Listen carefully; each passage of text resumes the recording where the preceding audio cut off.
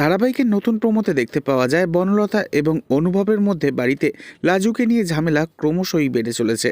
তাই অনুভবের মা সিদ্ধান্ত নেয় বাড়িতে তার গুরুদেবকে নিয়ে এসে পুজো আর যজ্ঞের আয়োজন করবে। অন্যদিকে দেখা যায় বনলতা সেই গুরুদেবকে টাকা দিয়ে বলে, আপনাকে আমি যেমনটা শিখিয়ে দেবো আপনি ঠিক তেমনটাই গিয়ে ওই বাড়িতে বলবেন, বাকি টাকা কাজ হয়ে গেলে পেয়ে যাবেন। এরপর দেখা যায় গুরুদেব বাড়িতে পা রাখে আর পা রেখেই লাজুকে টার্গেট করে আর বলতে থাকে এই মেয়েকে বাড়ি থেকে না তাড়াতে পারলে এই সংসারে কখনোই শান্তি আসবে না, ঘোর অমঙ্গল। এ কথা শুনে তো লাজুর মনে সন্দেহ হয় আর অনুভবের মা সঙ্গে সঙ্গে লাজুকে বাড়ির থেকে বেরিয়ে যেতে বলে। লাজু বাড়ির থেকে বেরিয়েও চলে যায়। তবে হঠাৎই রাস্তায় লাজু দেখতে পায় বনলতা সেই গুরুদেবকে হাতে টাকা দিচ্ছে আর বলছে, আপনি অভিনয়টা জাস্ট ফাটিয়ে করেছেন। এ দেখে তো চমকে ওঠে লাজু।